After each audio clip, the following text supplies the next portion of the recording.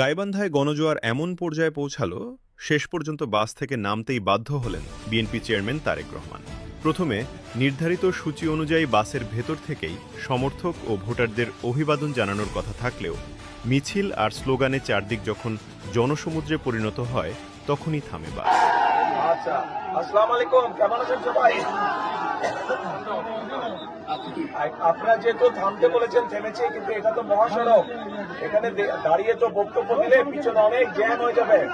তবে এতটুকু শুধু বলবো, আপনারা যে কষ্ট করে এখানে এসেছেন, সকলে একত্রিত হয়েছেন, আগামী 12 তারিখ যে ভোটের দিনও কিন্তু এইভাবে গিয়ে কষ্ট করে গিয়ে ধানের শেষে ভোট দিতে হবে। আমার বাবা আমাদের এখানে প্রার্থী হচ্ছে মইনুল হোসেন সাদিক। ডাক্তার সাদিক চিনেন তো? ইনশাল্লাহ ডাক্তার সাদিককে ধানের শেষে ইনশাল্লাহ সকলে জয়যুক্ত করবে ইনশাল্লাহ।